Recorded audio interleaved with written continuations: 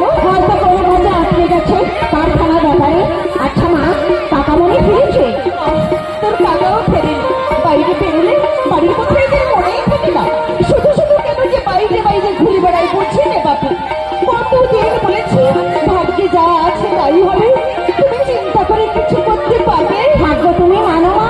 আমি বই কি ভাগ্য খারাপ না হলে কাটা যাবে কেন? মা সুস্থ মানুষ ঘর থেকে খেয়ে দিয়ে নাইট ডিউটিতে বেরোলো, ভোরবেলায় খবর এলো অ্যাক্সিডেন্ট করে হাসপাতালে রয়েছে। দেখো মা, ভাগ্য ভগবান এসব হচ্ছে দুর্বল মনের সান্ত্বনা। দুর্ঘটনা ভগবান ঘটায় না, অসতর্ক হলেই দুর্ঘটনা ঘটে। এই একবিংশ শতাব্দীর বিজ্ঞানের যুগে ভাগ্য কেউ মানে না মা, ওটা হচ্ছে মানুষের অন্ধ কুসংস্কার। কর্মফল কাজ করে মা, আমরা যে কাজ করছি সেইটাই কর্ম। ভালো কাজ করলে ফল ভালো হবে, খারাপ কাজ করলে শাস্তি পেতে হবে। এর মধ্যে তোমার ভাগ্য বা ভগবানের কোনো হাত নেই মা, কোনো হাত নেই। ওই ভূত আর ভগবান দুটোই হচ্ছে অস্তিত্বহীন। দুর্গা দুর্গা, অপরাধ নিও না ঠাকুর। এই ভোর সন্ধ্যেবেলায় কি অলক্ষণে কথা বলে গেল মেয়েটা। দুপাতা লেখাপড়া শিখে ভগবানের অস্তিত্ব মানতে চায় না, কিন্তু আমি তো জানি ঠাকুর তুমি আছো, তুমি আছো। না ভাই, এখনো ফেরেনি। তোমার কিছু হলো ভাই ঠাকুরপো? মানে চাকরির সন্ধান? চাকরি আমার ভাগ্যে নেই বৌদি। 3 বছর ধরে আপ্রাণ চেষ্টা করে চলেছি, কিন্তু এতটুকু আশার আলো আমি কোথাও দেখতে পাচ্ছি না। তাই প্রচন্ড ঘৃণা হয় নিজের ওপর, সমাজের ওপর, এই রাষ্ট্রের উপর। আমরা যেন এই একবিংশ শতাব্দীর শিক্ষিত জঞ্জাল। ঠাকুরপো এমন ভাবে ভেঙে পড়ছো কেন? আজ হোক কাল হোক একটা কিছু হবেই। পাচ্ছি না বৌদি, পাচ্ছি না। বেকার জীবনের দুর্বিষহ কথা আমার কাছে আজ অসহ্য হয়ে উঠেছে। প্রতি মুহূর্তে এই পৃথিবীটাকে মনে হচ্ছে একটা ভ্রাম্যমান নরক। যারা চাকরি পেয়েছি তারা আমার করুণার দৃষ্টি নিয়ে আমার দিকে তাকায়, অথচ আমি তো জানি আমার চেয়ে বেশি যোগ্যতা ওদের নেই। তুমি নৈরাশ্যে ভুগছো ঠাকুরপো। নৈরাশ্য, হতাশা, আত্মগ্লানি এমনিতেই আসে না বৌদি। বিয়ে পাস করে একটা চাকরি যদি আমি না পাই, তবে কেন আমি লেখাপড়া শিখেছি না? একটু যদি আমি মূর্খ হয়ে থাকতাম, মোট বয়েও 10 টাকা রোজগার করতে পারতাম। আমি যেন এই শঙ্কুর মতো মহাশূন্যে ঝুলছি। না পাচ্ছি চাকরি, আর না পাচ্ছি কোনো ছোট কাজ করতে।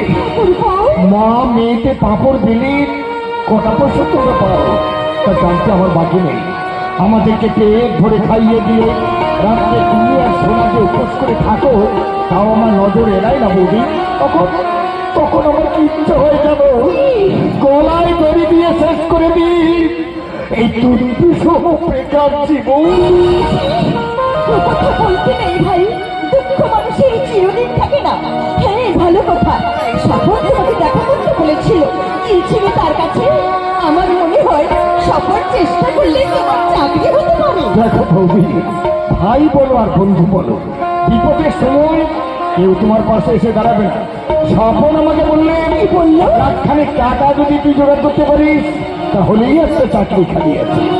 অথচ তুমি তো জানো বৌদি, 1 লাখ টাকা তো দূরের কথা, আর 10টা টাকাও আমার কাছে নেই। আমার যদি গৌরবাতে কিছু থাকতো। জানি, সে কথা আমি জানি বৌদি। তোমার শেষ সম্বল হাতের কগাছা চুরি বিক্রি করে তুমি আমার বিয়ে পরীক্ষার ফি দিয়েছিলে। তুমি আমার জন্য যা করলে আমার মাও হয়তো তা করতো না।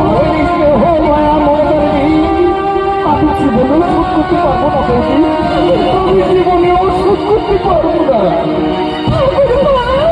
তোমার চোখে দেখেছি যে মায়ের স্নেহ ছায়া,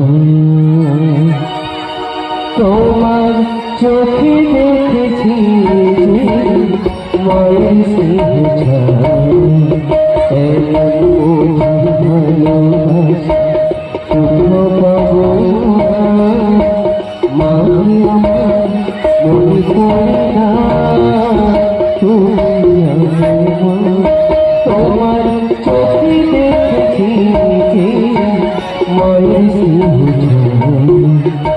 এমন মধুর ভালোবাসা কোথাও পাবো না। মাঝে আমার মনে পড়ে না তুমি আমার মা। তোমার চোখে দেখেছি যে মায়ের স্নেহ।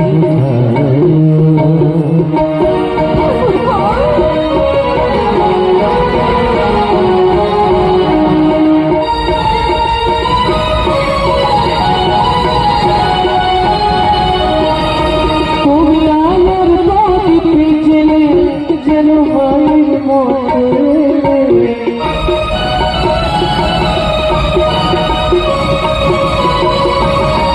তুমি আমার প্রদীপে জেলে যেন মায়ের মতো।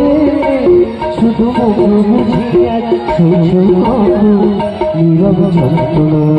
তোমার চোখে দেখেছি যে মায়ের স্নেহ এমন মধুর ভালোবাসা কোথাও পাবো না।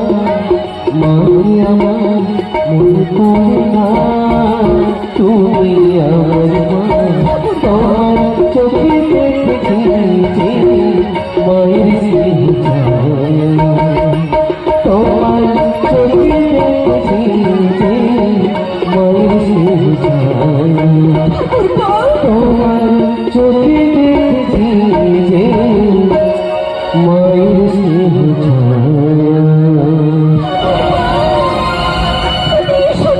আমিও ঠাকুরের কাছে প্রার্থনা করি, হে ঠাকুর, একটা চাকরি করে দাও। আমি বুকের রক্ত দিয়ে তোমার পুজো দেব ঠাকুর। ছেলে মেয়ে, একটা মাত্র মেয়ে, বিয়ে দিলে পরের ঘরে চলে যাবে। শেষ বয়সের ভরসা এই যে আমার ভাইটি। নিরঞ্জন ফিরেছে বড় বউ? এই তো এলো, তোমার এত দেরি হল? কি বলছি, তা কোনো ব্যবস্থা করতে পেরেছে নিরু? না, চেষ্টা তো করছে। সেই সকালে বেরিয়েছিল, এই মাত্র ফিরে এলো। চেষ্টা করেও যদি চাকরি না পায়। চেষ্টাই করে যায়, ও শুধু চেষ্টাই করে যায়। আমি মারা যাওয়ার পর শুধু চাকরি বাকি হয়। আমি বেঁচে তোর কিচ্ছু হবে না। এমনি ভাগ্য করে আমি এই পৃথিবীতে এসেছিলাম বড় বউ। আমি যদি মুখ করে সোনাও ধরি তাও ছাই হয়ে যায়। যেদিকে তাকাই শুধু নৈরাশ্যের কাউ ছায়া। তুমি অযথাই দুঃখ পাচ্ছ। অভাব তো মানুষের চিরদিন থাকে না। আমার থাকবে বড় বউ, আমার থাকবে। আমি যতদিন বেঁচে আছি আমার অভাব কোনো দিনই ঘটবে না।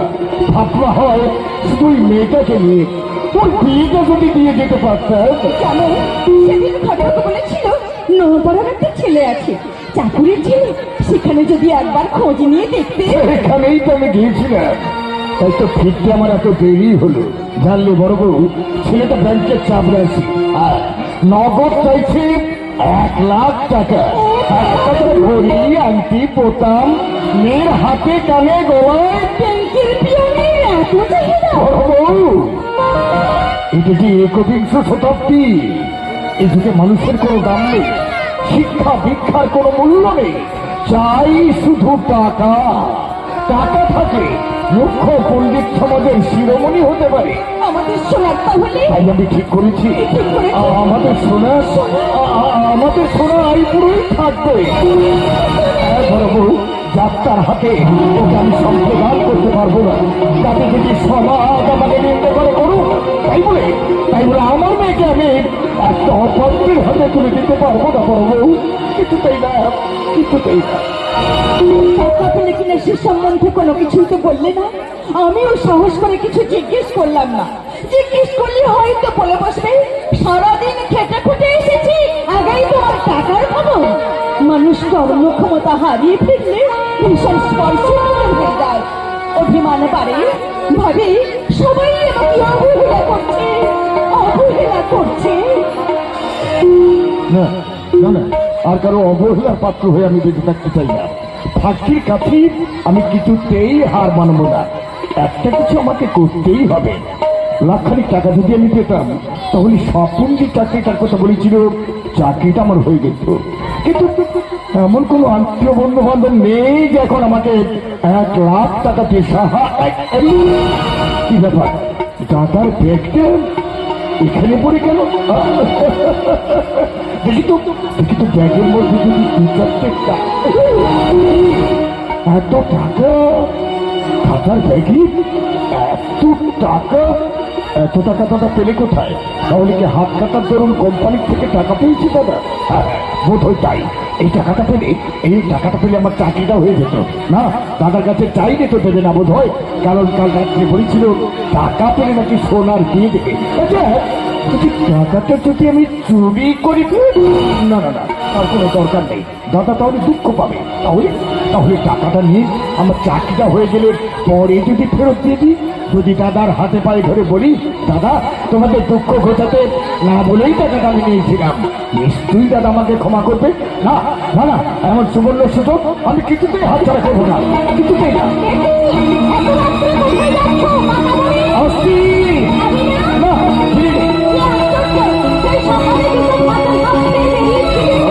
বাজে বকিস না তো, বাড়িতে বসে থেকে করবো নাকি শুনি? এই শোন, দেরি হলে না আমার খাবারটা তুই ঢাকাতে রাখবি, আমি ফিরে এসে খাবো। ওভাবে ছুটে যেও না, ওভাবে ছুটে যেও না, চোর বলে তাড়া করবে। বেচারার ভাগ্যটা সত্যিই খারাপ, নইলে এত লোকের চাকরি হচ্ছে আর কাকামণির একটা চাকরি হচ্ছে না, অথচ চেষ্টা কোনো ত্রুটিই করছে না। ব্যাগ নিয়ে বাড়িতে এলে বলবে যে ব্যাগের মধ্যে টাকা আছে, নইলে আমি কি করে জানবো যে তুমি টাকা পেয়েছো? আজকাল তো তোমার কোনো কিছুই মনে থাকে না। কিসের টাকা মা? তোর বাবা প্রভিডেন্ট ফান্ড আর হাত কাটার খেসারত হিসেবে কোম্পানির কাছ থেকে মোট 1 লাখ টাকা পেয়েছে রে। তাই নাকি? তাহলে তো আমাদের দুঃখ কিছুটা লাঘব হবে, তাই না মা? হ্যাঁ, হবে তো নিশ্চয়ই। এক কাজ করলে হয় না মা? কি কাজ রে মা? ওই টাকাটা দিয়ে কাকামণিকে একটা ব্যবসা করে দিলে। আরে মা না, ও টাকা আমি সংসার খরচে লাগাবো না। সংসার যেভাবে চলছি সেইভাবেই চলবে। ওই টাকা দিয়ে আমি তোর বিয়ে দেবো রে মা। বাবা, রে মা, আর তো কোনো সম্বল নেই আমার। ও হ্যাঁ, ব্যাগ থেকে টাকাগুলো বার করে তুমি গুনে দেখো তো বড় বউ, ঠিক আছে কিনা? ঠিক আছে, আমি দেখছি। কোথায় টাকা? টাকা তো নেই। নেই মানে? 1 লাখ টাকা আমি একসঙ্গে বান্ডিল করে ব্যাগের মধ্যে ভরে রাখলাম। তুমি ভালো করে খুঁজে দেখো না, ভালো করে খুঁজে দেখো, হয়তো কাগজপত্রের সঙ্গে ব্যাগের এক কোণে গিয়ে ঢুকেছি। আচ্ছা, আমি তাই দেখছি। কোথায় টাকা? টাকা তো নেই। ব্যাগটা এখানে রেখে আমি ওভারে গেলাম, এর মধ্যে টাকাগুলো কি উঠে যাবে নাকি টাকার পাখা গুটিয়েছে? আমি যখন এলাম এই ঘরে কাকামণি একাই ছিল বাবা, ঠাকুর পরে নিয়েছে বোধ হয়। না, বড় বউ না, আমার ভাই এমন জঘন্য কাজ করতে পারে না। শুধু তুমি কেন, আমি নিজের চোখে দেখলেও বিশ্বাস করবো না যে নিরঞ্জন আমার টাকা চুরি করতে পারে। আবার আমি ভিখারি হয়ে গেলাম বড় বউ, আবার আমি ভিখারি হয়ে গেলাম। আমার শেষ প্রদীপটাও নিভে গেল। অত ভাগির বিয়েটা আমি আর দিয়ে যেতে পারলাম না। ওরে মা, তুই শ্রীবৎস রাজার কথা শুনেছি, শরীর বৃষ্টি করে রাজ্যপাত গেল, তোরা 16 মাস ধুতে নিয়ে গিয়েছিল, হাত থেকে মোড়া মাছ জ্যান্ত হয়ে পালিয়ে গেল। আজ ঠিক তেমনি আমারও ঘর থেকে চলে গেল 1 লাখ টাকা। আমি এবার কি করবো ভগবান? আমি কি করবো? কি হয়েছে দাদা? ব্যাগে টাকা ছিল, টাকা পাচ্ছে না। টাকা? হেরি ভাই, টাকা 1 লাখ টাকা আমি অফিস থেকে পেয়েছিলাম। এইখানে ব্যাগটা রেখে আমি ও ঘরে গেছি, কিন্তু ফিরে এসে দেখি আমার টাকা নেই। কি আশ্চর্য, ঘর থেকে টাকা যাই কি করে? তুই ঘর সঙ্গে না, আমি ভালো করে খুঁজে দেখো, যাবে কোথায় এতগুলো টাকা? আশ্চর্য তো। তুমি তো এই ঘরে ছিলে কাকামণি। মানে তোরা কি আমাকেই সন্দেহ করেছি? দাদার টাকা আমি চুরি করেছি? আমি বেকার বলে তোদের যা খুশি তাই বলবি আমি দাদার টাকা? না ভাই, ঘোড়া খেতে গিয়ে আর পাতায় জল ঢালতে হবে না। আমি যদি দাদার টাকা নিয়ে থাকি আমার মাথায় যেন বাচ্চা ওকে আমি নিজের মেয়ের মতোই ভালোবাসতাম, তার প্রতিদান ভালোভাবে গেলে বাচ্চা যে আমার একটা চাকরি থাকতো তাহলে ওই না সত্য তোমাকে চোর বলে যে অপবাদ কাজ তুই আমাকে দিবি আমি তো জীবনে কোনোদিন ভুলব না রে, জীবনে কোনোদিন ভুলব না, কোনোদিন ভুলব না। বাবা ছি শোনাচ্ছি অযথাই ছেলেটার মনে কি দুঃখ দিবি না, ওরে ও যদি নিয়েও থাকে আমাদের সে কথা বলা উচিত নয় রে, কারণ আমি যে ওর বড় ভাই, ওরে বড় শুধু চিরদিন আঘাত সহ্য করেই যাবে রে মা, তাই বলে আঘাত তো কাউকে দেবে না রে,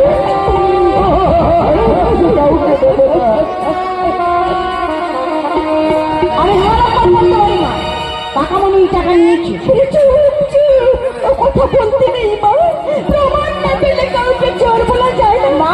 তাছাড়া তোর বাবার সঙ্গে পেলে তুমি পারি একটু আগেই তোকে বলেছিলাম না, ভাগ্যের উপরে কারো হাত নেই, তার প্রমাণ তো তুই নিজের চোখেই দেখলি রে মা, নিজের চোখেই দেখলি। বাবা যাই বলো, টাকাটা কাকামণিই নিয়েছে, নইলে ওভাবে চোরের মতো পালিয়ে গেল কেন? তোমাকে আমি দেবতার মতো শ্রদ্ধা করতাম কাকামণি, সেই শ্রদ্ধার ছবিটার ওপর তুমি এক ঝলক কালি ফেলে দিলে। এই ঘটনার কথা আমি কোনোদিন ভুলবো না কাকামণি, আমি কোনোদিন ভুলবো না, কোনোদিন না।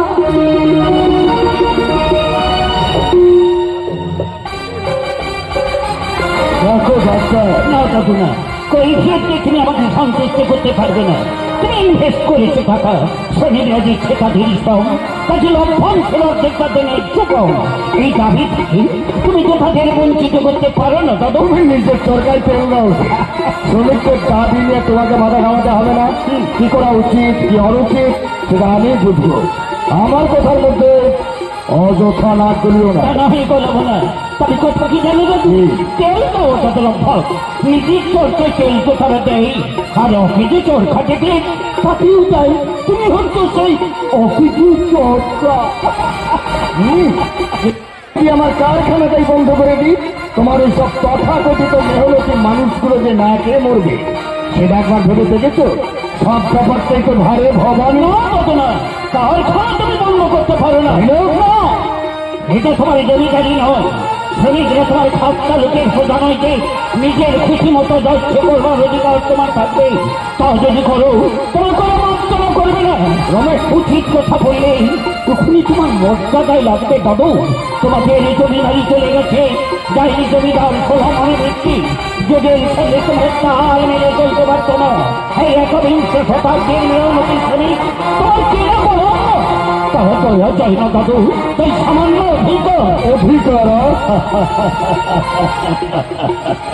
সত্যি তোমার জন্য আমার ভাবনা হচ্ছে দাদু।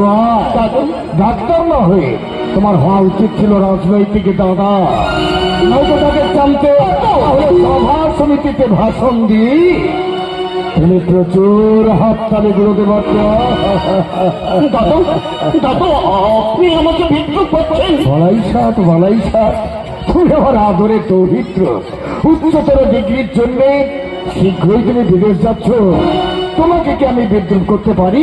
তবে একটা অনুরোধ করছি দাদু ভাই, দাদু অর্থ ব্যয় করে বিদেশে তোমাকে যেতে হবে না।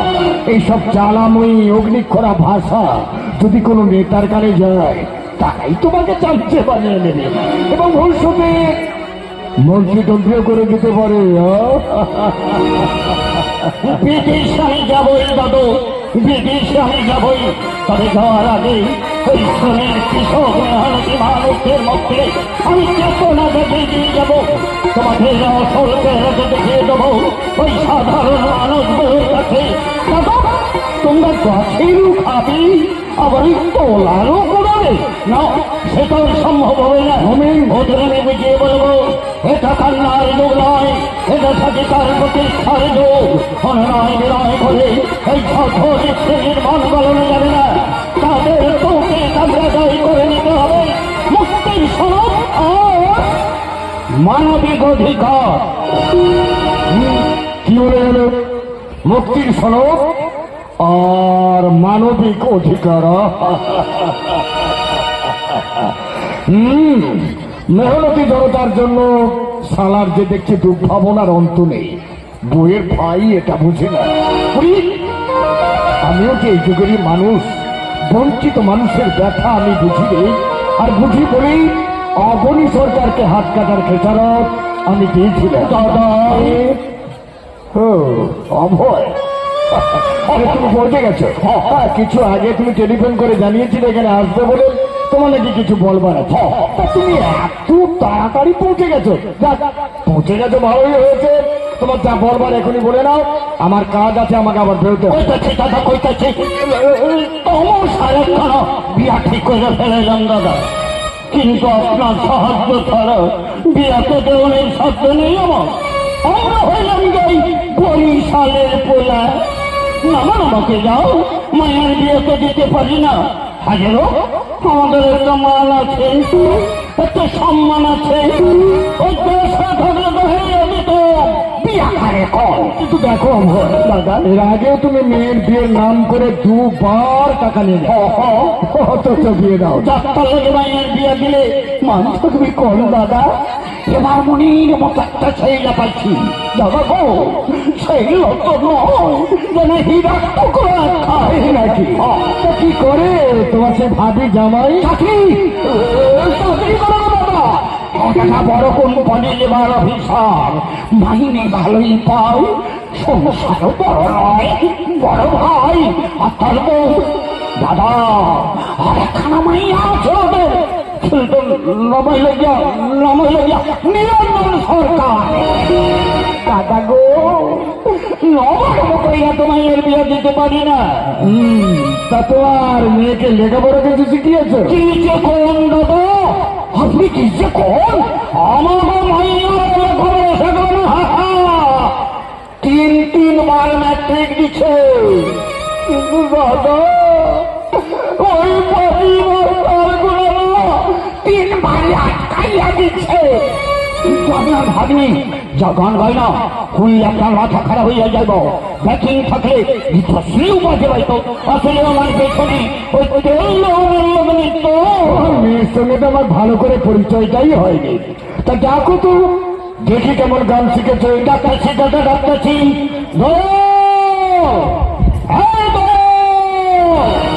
আরে আমার তোমার সময় একবার গাড়ি কাটে তো আমার দেখেছো বাপি? আরে তোর আমার যাচ্ছে একখানে গান আমার লাগে, যেটা যেত আমার গান গাইনি না, আমার মাথা রেখে না হইয়া যায়। তোমার কি কাপড় চোপড় কিছু নেই? এই অখাদ্য পোশাককে বলে তুমি এসেছো। থাকবে না কেন দাদা, থাকবে না কেন? আজকাল তো শহরে এইরকম পোশাক কিনে যাওয়া আছে।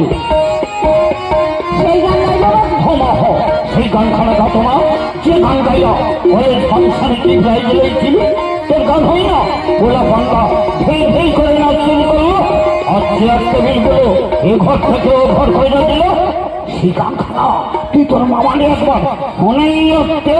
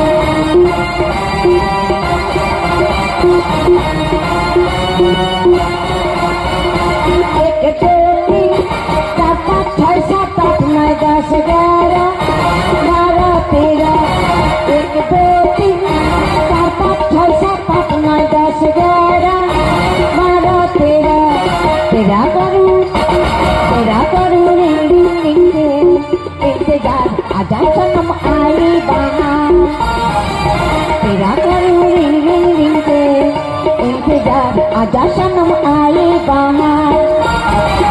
1 2 3 4 5 6 7 8 9 10 11 तेरा एक दो तीन चार पाँच छः सात आठ नौ दस ग्यारह बारह तेरह तेरा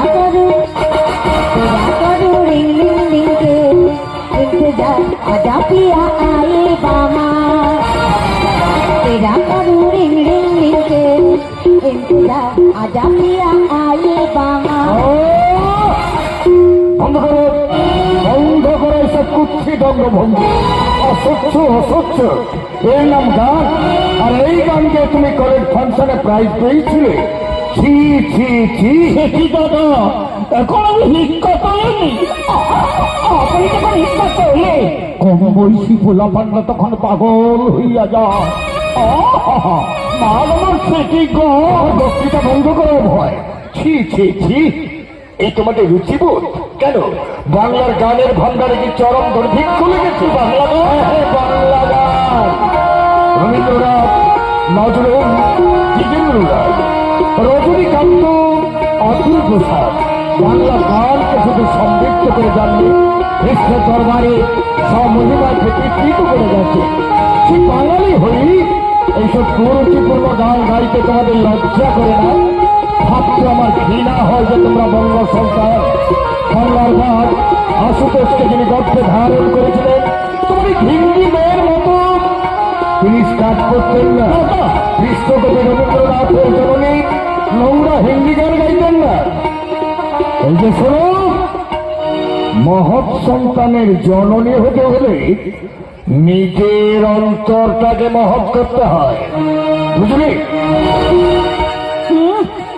গেও ভূত একটা প্রচুর টাকা আছে বলে ভেবেছে আমি গানের একজন বিরাট যোদ্ধা। গানটা বিপদের কথা কি কমরি না, তোর বিয়ার টাকাটা তো উড়িয়ে দেবে, তাই যথাতে চাই না, নইলে আমি মুখে দস্খত হয়নি দিতাম। আমরা হইলাম যে পরিফলের পোলা, আর ওর নাক নাড়া আমরা সহ্য করি না। এসব আনকার ভূতগুলোকে আমি দু চোখে দেখতে পারি না বাকি। দেশের অগ্রগতি এরাই পিছিয়ে দিচ্ছে। নইলে যে গান শুনে শহরের জ্ঞানী গুণীরা আমাকে তারিখ জানালো, ওনার সে গান ভালো লাগলো না। দুনো দেশে সে আর রাজা যত সব।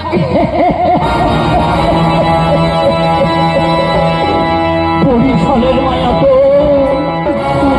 কাউরে খাইলে কই না, আমার ধার ধরে যাইব না, তাকে বুঝাইলে দেবা আমি হরে হরে বের পাইবা কি চিনে শান্তি একটা।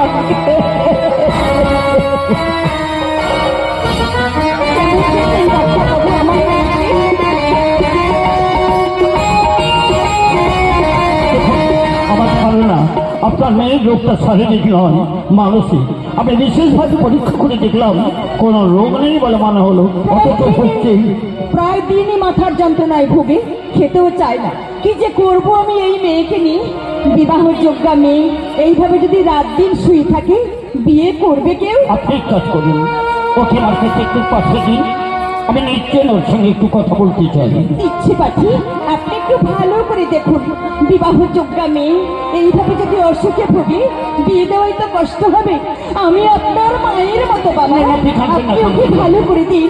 বুঝতেই তো পাচ্ছেন মধ্যবিত্ত সংসার। ঠিক আছে ঠিক আছে, আপনি পাঠিয়ে দিন, আমি দেখছি। পাঠিয়ে দিচ্ছি। সোনা সোনা, এদিকে একবার আয় তো মা, ডাক্তারবাবু তোকে ডাকছেন। আসুন আসুন স্বর্ণলতা দেবী, দেখুন আমার যতদূর মনে হচ্ছে আপনি মানসিক রোগে ভুগছেন। আমি ডাক্তার, আমার কাছে সংকোচ না করে আপনি কাইন্ডলি বলুন কি এত ভাবেন আপনি? না না, কিছু গোপন করবেন না, বলেন না কি এত ভাবেন? কি ভাববো? কি ভাবেন সেটা যদি আমি জানতে পারতাম তাহলে আপনাকে জিজ্ঞাসা করবো কেন? একজন কুমারী মেয়ের মধ্যে যে সচিবতা দেখা যায়, আপনার মধ্যে সেটা একান্ত ভাবে অনুপস্থিত। মানে অর্থাৎ মনে হচ্ছে আপনি যেন ধীরে ধীরে নেমে যাচ্ছেন। আপনাদের আর্থিক অবস্থা খুব একটা খারাপ নয়, তাহলে কেন আপনি মরমরে হয়ে থাকেন? আমি বললাম বলুন, আমি মানে আমি কোন ছেলেকে কি আপনি ভালোবাসেন? আমি ওসব স্বর্ণদেবী আমি আপনাকে ডাক্তার হিসাবে নয়, বন্ধুভাবেই জিজ্ঞাসা করছি, কোথায় আপনার ব্যথা? বন্ধুর কাছে তোমার সংকোচে সব কথা বলে, বললেই মুখটা হালকা হয়। আপনি যদি কোনো ছেলেকে ভালোবেসে থাকেন, আমাকে খোলাখুলি ভাবে বলতে পারি। এই সব তো আজকাল প্রায় হচ্ছে, ভালোবাসা তো অপরাধ নয়। আপনি আমাকে ভুল বুঝবেন না। আজ পর্যন্ত ভালোবাসা কাকে বলে সেরকম কোনো ঘটনা আমার জীবনে আসেনি। তাহলে? কাকামণি কি ভাবছি? আমি তার মাথার একটা বোঝা। ও। আমার জন্যই নাকি সে বিয়ে করতে পারছে না। সত্যি? বাবা বন্ধু, তাহলে কার ওপর ভরসা করবো বলুন? তাই মাঝে মাঝে ইচ্ছে হয় বাবা মাকে মুক্তি দেব। আমার জন্যই বাবা সুস্থ পাচ্ছে না, শান্তিও পাচ্ছে না। দেখুন, আপনার কাকার সঙ্গে আমার এই আলোচনা হয়েছিল। উনি তোমাকে বললেন অনেক সম্বন্ধ নাকি আপনার জন্য আনা হয়েছিল। আপনার বাবা মার নাকি একটাও পছন্দ হয়নি। আর ডাক্তার ইঞ্জিনিয়ার পাত্র ছাড়া নাকি আপনারও পছন্দ নয়। আপনি বিশ্বাস করুন, ওসব কথা একদম মিথ্যে। কারণ আমি তো জানি আমি কি, কোন যোগ্যতায় আমি একজন ডাক্তার বা ইঞ্জিনিয়ার স্বামী চাইব। আমি চাই বলুন, আপনি নিশ্চয় করতে বলুন। সৎ চরিত্র উদার একজন মানুষ, যার শিক্ষা সংস্কৃতি থাকবে, অর্থ সম্পদ নাই বা থাকবে, সে যেন আমাকে গরিবের মেয়ে বলে ঘৃণা না করে। বিশ্বাস করুন, আমি ধন ঐশ্বর্যের টাকার নই, তাঁর স্নেহ ভালোবাসা সোনার গয়নার প্রয়োজন নেই। তুমি কাজের পর আমার সঙ্গে এই দেখো, তুমি বলে ফেললাম বলে রাগ করলেন না তো? না না, আপনি তুমিই বলবেন। পাশে যদি কোথায় দেখা করবো? আমার চেম্বারে, সেদিন তোমার মায়ের সঙ্গে যেখানে গিয়েছিলেন 8টা যাবে 9টা থেকে 10টা পর্যন্ত আমি গরিব রোগীদের দেখি। কেউ আমি আর একটু না হয় পরীক্ষা করে দেখবো। আজকে দেখো, আপনার ভিজিট ভিজিট আচ্ছা শোনো, আচ্ছা ওটা তুমি রেখে দাও। সম্ভবত তোমাদের বাড়িতে তো আবার আসতে হবে, একসঙ্গে দিয়ে দেবে কেমন? আবার কবে আসো? কবে যে আসবো ঠিক বলতে পারছি না, তবে আসবার সম্ভাবনা আছে। তুমি হয়তো জানো না, আমার মাসির সঙ্গে তোমার কাকার বিয়ে প্রায় ঠিক হয়ে গেছে। অবশ্য কাল তো তুমি আমার ওখানে যাচ্ছ, কথা হবে। তবে লক্ষ্মী নেই, একা যেও কিন্তু মাকে সঙ্গে নিও না। না মানে ভয় নেই, আমি পাক ফাল্লুক নই, আমি ডাক্তার। একা যেতে বললেন কেন? কি বলবেন উনি? ধনির সন্তান, নিজে একজন ডাক্তার, অথচ এতটুকু অহংকার নেই। বললেন আমি তোমার বন্ধু। আমার বন্ধু, কি সুন্দর আন্তরিকতা, কি সুন্দর কথাবার্তা, আপন করে নেবার। আমি কি বলে গেলেন ডাক্তার বাবু? কাল ওনার চেম্বারে দেখা করতে বললেন। যাবো মা কাল? যেতে যখন বলেছি যাবি। ডাক্তার বাবু খুব ভালো মা। হ্যাঁ, যেমন দেখতে সুন্দর তেমনি কথাবার্তা, বড় লোক, অথচ ব্যবহার যেন সাধারণ মানুষের মতো। তাই নাকি? হ্যাঁ, ডাক্তারের গাম্ভীর্যই নেই। এইরকম একটা ছেলে যদি আমার সোনার জন্য পেতাম, ছেলেটাই এসে আমি লাখ টাকার স্বপ্ন দেখছি। কোথায় বলে অভাগা যদ্যপি যাই সাগর শুকিয়ে যায়। নইলে তাকে আমি ছেলের মতো মানুষ করলাম, সে আমাকে বলতে পারি স্বার্থপর। ভাগ্য সব আমার এই পোড়া ভাগ্যের দোষ, পোড়া ভাগ্যের দোষ।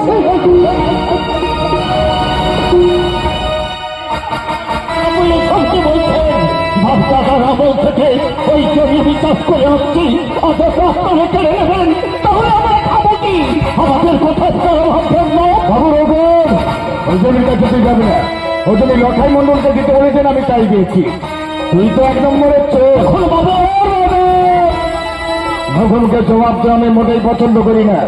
ওই জমির কাছে গেলে আমি কিন্তু রক্ত গঙ্গা বইয়ে দেবো। বাবু করে বলতে পারবি না, আমাকে সাবধান না করে দিয়ে বাবুরা লাঠিয়াল এনে মারধর করেছে। শোন, জমি এবছর লখাই মন্ডল চাষ করবে, আমি তাকে কথা দিয়ে তাহলে রক্ত গঙ্গা এবারে দিন পাবো। জমি দখল আমি ছাড়বো না, তাতে যদি আমার জান দিতে হয় জান দেবো, লেকিন মা মাটির কাজে আমি ছাড়বো না। কেন ছাড়বো বাবু, কেন ছাড়বো? রাস্তা তারা বলতে যে চাষ করছি, আজ মুখের কথাই ছেড়ে দেবো। জিদ করিস না বলে চাষা, জিদ করিস না। জিত নয় বাবু, জিত নয়। কিন্তু আমাদের রুটির ওই জমি চাষ করে আমরা তো মোটে খেতে পাই। আপনারা যদি সেটা করে নেন, ওকে তো হুকুম করে মরতে হবে। কম করে জমি নেই পাবো। তোরা উপোস করে বললে আমাদের কি? ঠিকই বলেছে, ঠিকই বলেছেন বাবু। রোদে পুড়ে ভরসায় ভিজে অটো চলে হজম ফসল ফলাবো আমরা। আর আপনারা শহরে বসে পায়ের উপর পা তুলে নিরাক্ষণ করবেন। এতদিন তাই করেছেন, কিন্তু হত্যা চলবে না, মেহনত না করে বাবুগিরি করা চলবে না। কথা দেবে কে? আমরা আশার দল দেখেছে বাবু চাই চোখ রঙে আর আপনারা আমাদের দাবিয়ে রাখতে পারবেন না। ছোট বাবু আমাদের জ্ঞান চক্ষু খুলে দেখেছেন, উনি বলে গেছেন নকল চোর জমি তোর। আমি তোকে লাস্ট ওয়ার্নিং দিচ্ছি চাষা, ওই জমির কাছে তুই যাবি না। আমার হুকুম, যাবি না তুই জমির কাছে। কেন গো বাবু, কেন? জমি থেকে তোমার বাবা। লাঠি মেরে তোর মুখটা ভেঙে দেবো রে হারামজাদা। লাঠি মারবে? হ্যাঁ হ্যাঁ, মারবো মারবো, লাঠি মারবো। অশালীন কথা বললে জুতিয়ে মুখটা ছিঁড়ে দেবো। আমাকে ভিজে বেড়াল হিমাংশু চৌধুরী পাচ্ছি, আমার নাম সৌমেন রায়। মুখে মুখে জবাব দিলে লাঠি মেরে মুখটাকে আমি মারো। এই আমি তো ঘুমারিয়ে দিচ্ছি, মারো লাঠি। যদি বড়দের বাচ্চা হও, যদি এক বাপের বেটা হও, মারো লাঠি।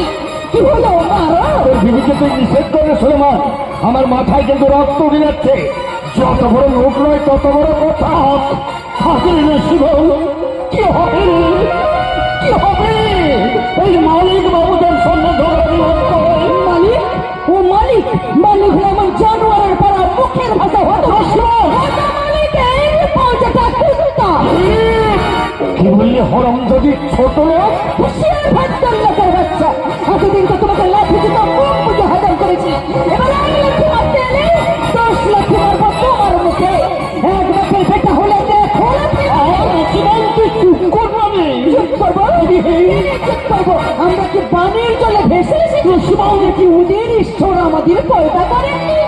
ওরা খাবে দুধে ভাতে, আর আমাদের এক মুঠো পান্তা পানির জুটবে না। কেন কেন এমন হবে? ভগবান যার ভাগ্যে যেমন লিখেছে। খোদা তালাই মতো কেন হবে না? এসব হচ্ছে মানুষ পিয়ার জল শয়তানের ষড়যন্ত্র। তোমরা আমাদের ভূখ মারতে চাইছো। সারাদিন খাটিয়ে মজুরি দিচ্ছ মাত্র 200 টাকা। আর আমরা তোমাদের ষড়যন্ত্রের শিকার হবো না। তোমাদের হাড়ি কাঠি আর আমরা গোলা বাড়িয়ে দেব না। জমিদার জমিদার মহাজনদের গোলা আর আমরা ভরিয়ে দেব না। ঠিক বলেছিস শিবন, তুই ঠিক বলেছিস রে। আমরা হলো ওদের হাড়ি কাঠের বলির পাঠা। আমরা হারবো না, হারবো না, তোমার মাটির একটি কলম ছাড়বো না। আমরা হারবো না, হারবো না, তোমার মাটির একটি কলম ছাড়বো না। আমরা বাড়ির দিনে দুর্গ হাতি করতে যাই, তোমার ভয় নেই মায়া, আমরা প্রতিবাদ করতে যাই। মা গো ভাবি কেন, আমরা তোমার শান্তি প্রিয় শান্তি ছিলি, শত্রুর অস্ত্র হাতে ধরতে জানি। তোমার ভয় নেই মায়া, মেরা প্রতিবাদ করতে যাই। মা গো ভাবি কেন।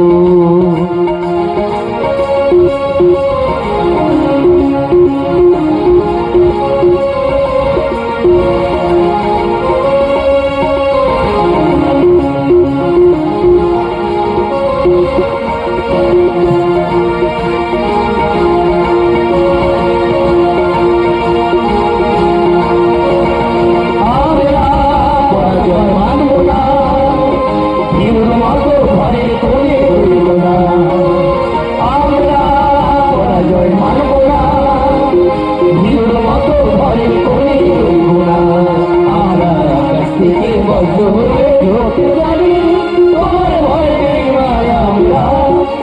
বাড়ি করতে জানি মা গো ভাবনা কেন আমরা তোমার শান্তি প্রিয় শান্ত ছেলে তবু শত্রুই নষ্ট হাতে করতে জানি তোমার ভয় নেই মা আমরা প্রতিবারই করতে জানি মা গো ভাবনা কেন মা গো ভাবনা কেন মা গো ভাবনা কেন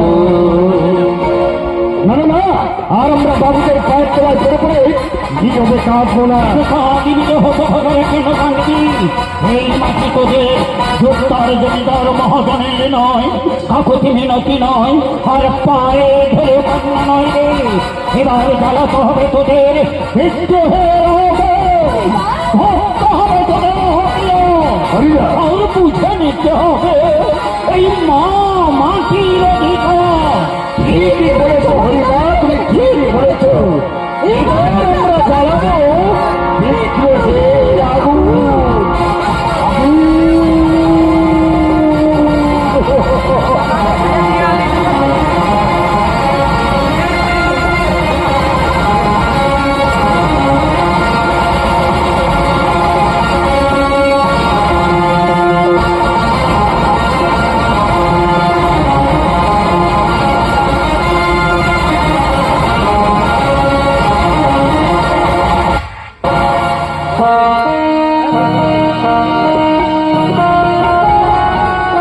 এসো, এই জায়গাটা এসো, একেবারে নিরিবিলি জায়গা।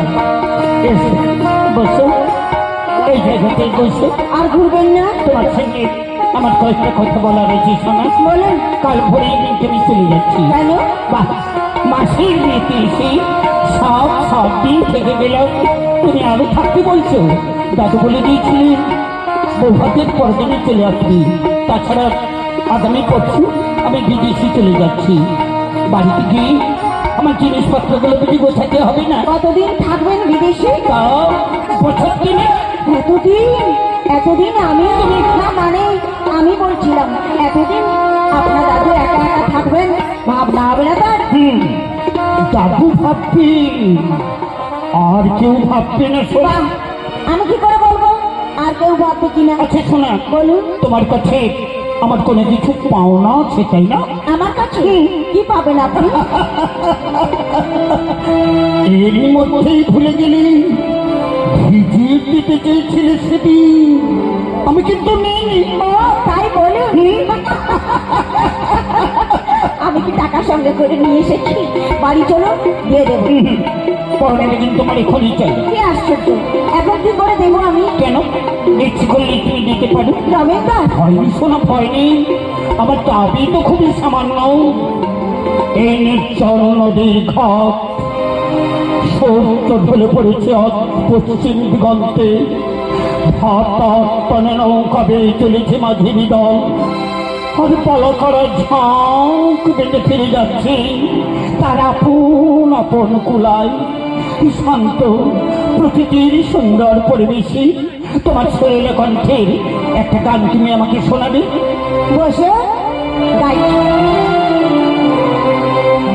এই সুন্দরী স্বর্ণালী সন্ধ্যা, একই বন্ধনে জড়ালে গো বন্ধু, কোন রক্তিম পলাশের স্বপ্ন মোরে অন্তরে ছড়ালে গো বন্ধু। সুন্দর স্বর্ণালী সন্ধ্যায় বন্ধনে জড়ালে গো বন্ধু, কোন রক্তিম পলাশের স্বপ্ন মোরে অন্তরে ছড়ালে গো বন্ধু।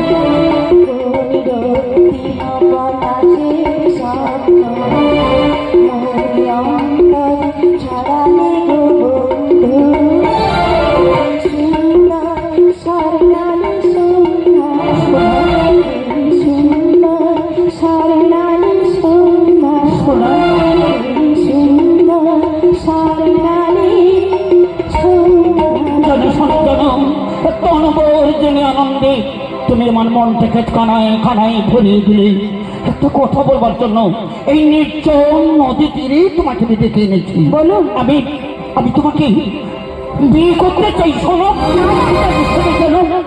তোমার উপযুক্ত নয়। রবীন্দ্র, সে কথা নয়। তোমার আমার মধ্যে সামাজিক ব্যবধান অনেক বেশি। আমার গরিব বাবার কোনোদিন সাধ্য হবে না সেই ব্যবধান মুছে ফেলবা। শুনো, অবাস্তব স্বপ্ন আমি দেখি না রবীন্দ্র। যা হবে না, যা হওয়ার না, সে আশার ভালোবাসার স্বপ্ন দেখি না। কারণ আমি তো জানি আমি কি আরে আর পিছনে ছুটি না না, তুমি হয়তো তোমাকে বিশ্বাস করতে পারছো না। করে বিশ্বাস করবো বলো? তুমি লক্ষপতি ধনী রাবণের দুলাল, আর আমার বাবা বীর ভিখারি। তুমি ডাক্তার, আমার কোনো যোগ্যতা নেই। আকাশের সঙ্গে মাটির বিশালয়ের মিলন কোনোদিন হতে পারে না রবীন্দ্র। আর সাগর কোনোদিন খানা দেবার সঙ্গে সম্পর্ক স্থাপন করতে আসবি না। কারণ আমি তো জানি আমি কি তুমি বিশ্বাস করো, শোনো, তুমি বিশ্বাস করো। প্রথম যেদিন আমি তোমাকে দেখলাম মনে হলো তুমি আমার বহুদিনের চেনা। মনে হলো আমরা একসঙ্গে চলেছি সেই পথের গুহায়, গভীর অরণ্যে একসঙ্গে রাত কাটিয়েছি। শুধু চেষ্টা করে তোমাকে আমি ভুলতে পারছি না। খনিজের চোখের নেশা আজ আমাকে তোমার ভালো লেগেছে।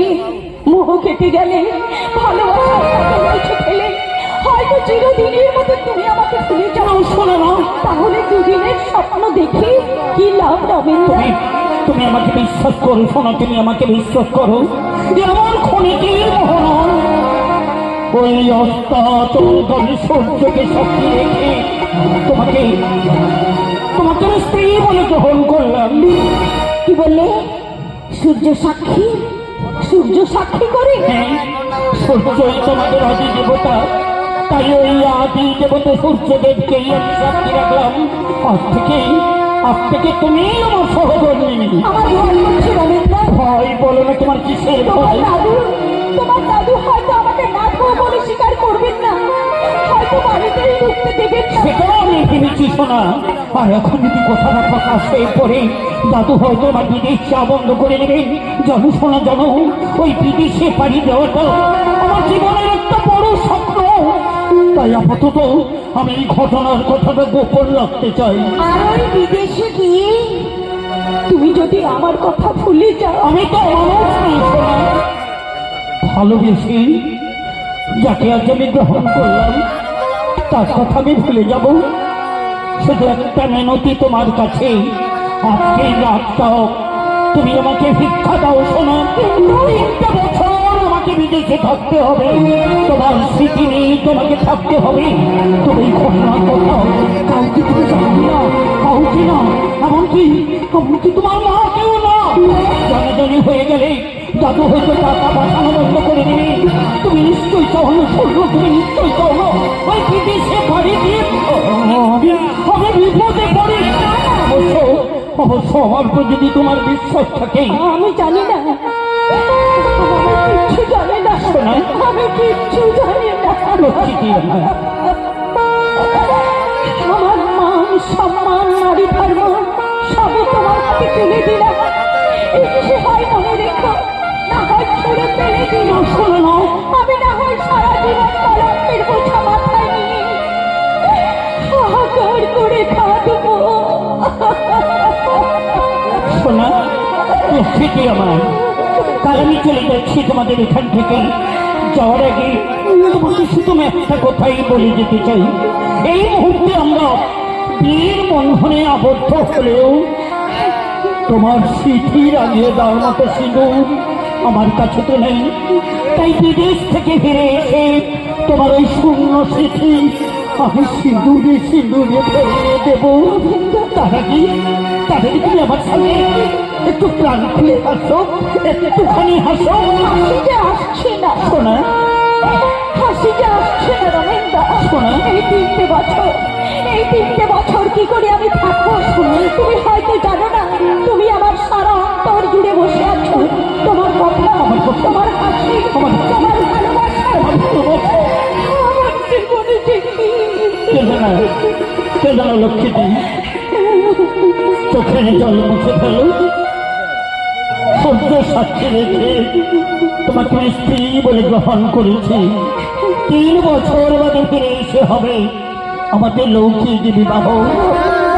আজকের রাতটা শুধু স্মরণীয় হয়ে থাক। তুমি আমার, আমি তোমার।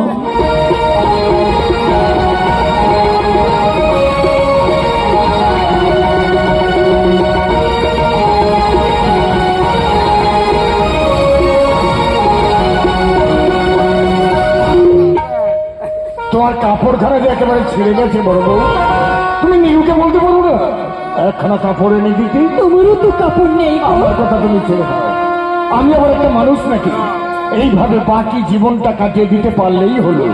আসলে কথা কি জানো বড় বউ, সুখ শান্তি চাইলেই তো আর পাওয়া যায় না, তার জন্যে ভাগ্য ছোট। তুমি কাঁদছো? কাঁদবো কেন? কাঁদতে যাবো কোন দুঃখে?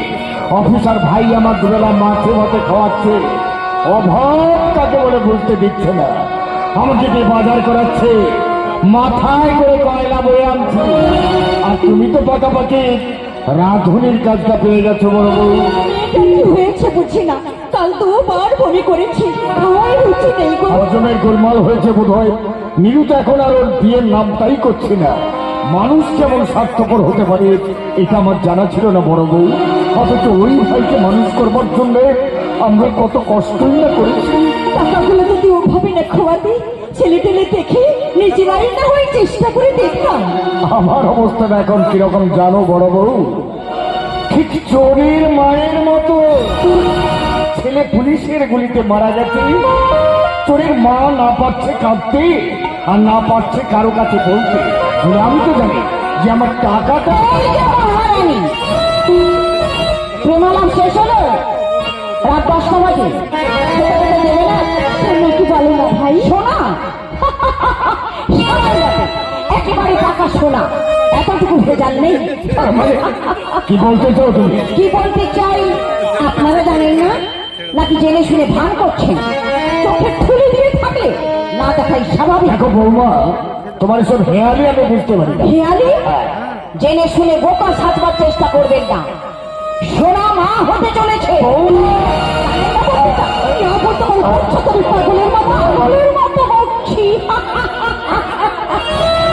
তোমরা বেশ ভালো অভিনয় করতে পারো দেখছি। মা বেটি দুজনেই সমান। মেয়ে 7-8 মাসের পোয়াতি,